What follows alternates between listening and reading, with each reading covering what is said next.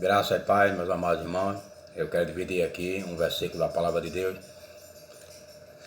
para a nossa meditação e edificação, que está no livro do 2 Reis, capítulo 6, o versículo 29, 2 Reis 6 e 29.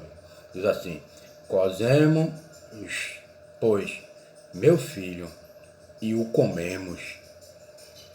Mas dizendo-lhe eu no dia seguinte: Dá-me o teu filho, para que o comemos, e ela o escondeu.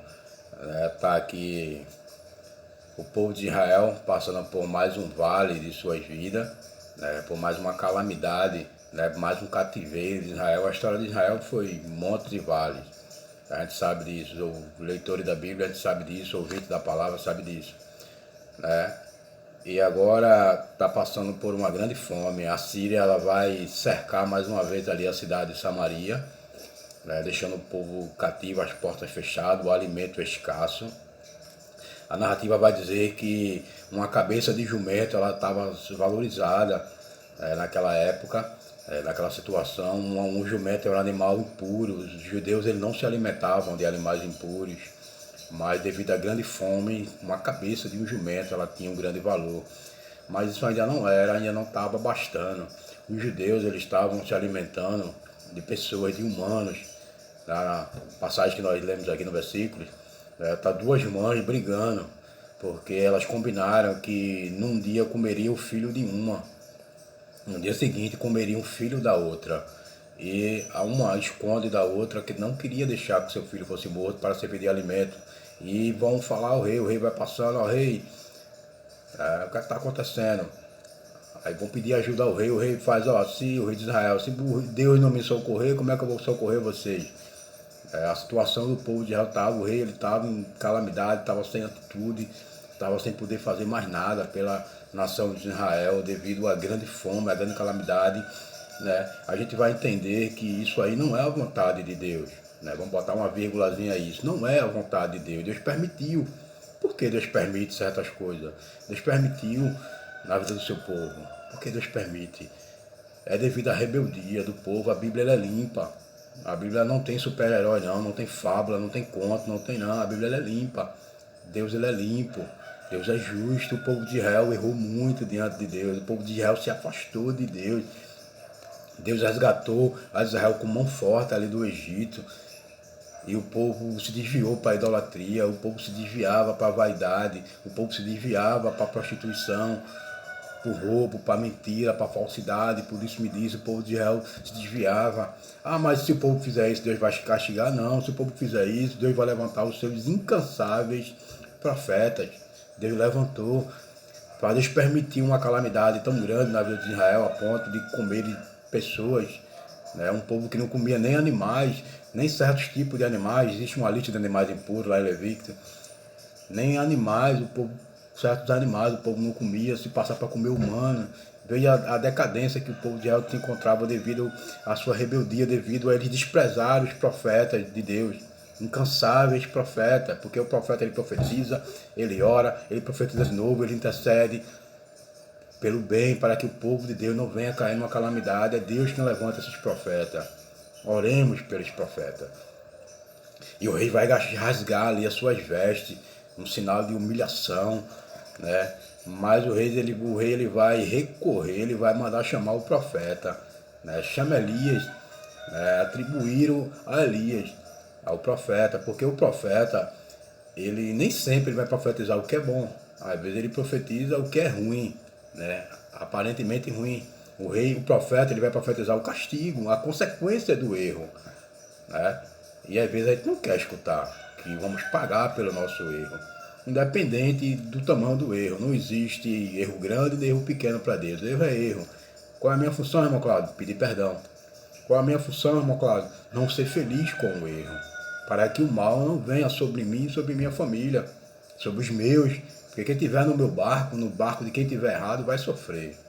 Vai sofrer. E o rei vai mandar matar o profeta Elias. Vai lá naquele homem lá, porque foi ele que profetizou as coisas ruins. Não é dessa forma. O profeta profetizou que se o povo não se arrependesse, se o povo não obedecesse os mandamentos de Deus, O profeta falou que se o povo não saísse da idolatria, o profeta falou que se o povo não abandonasse sua vaidade, o profeta falou que se o povo não parasse de se prostituir, prostituição material e prostituição espiritual. O profeta falou que se o povo não obedecesse os mandamentos de Deus, se o povo não obedecesse os princípios de Deus, o povo ia sofrer. A nação de Israel ia sofrer.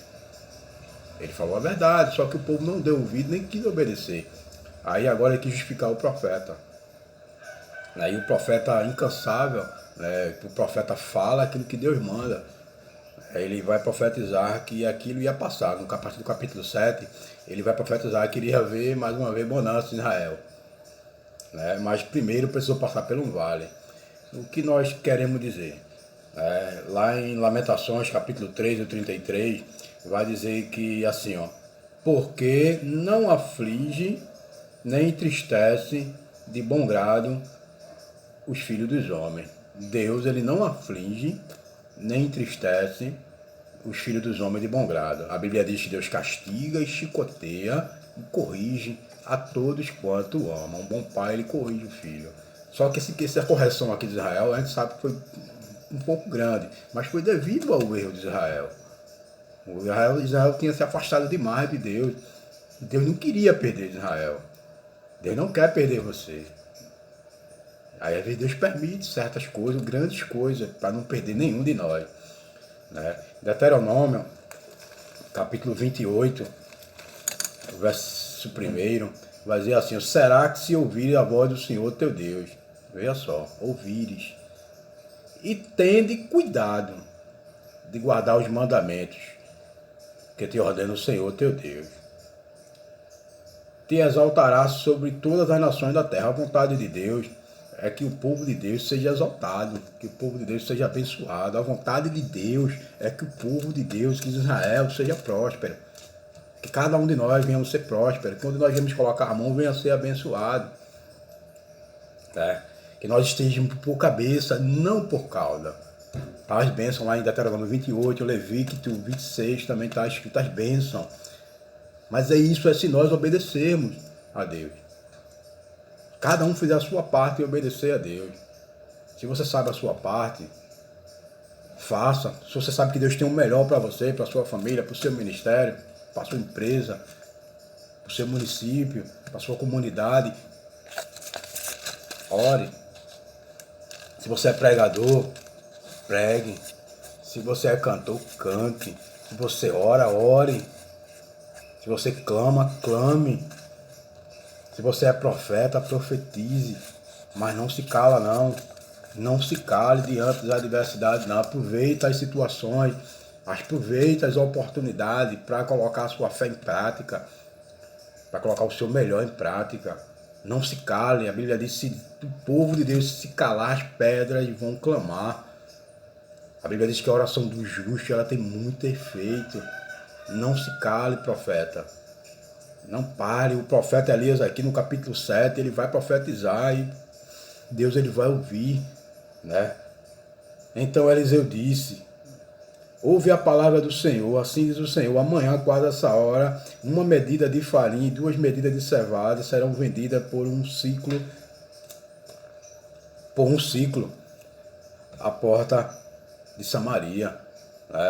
O profeta vai profetizar que no dia seguinte, o que estava muito caro, o que não existia, ia ser fartura em Israel.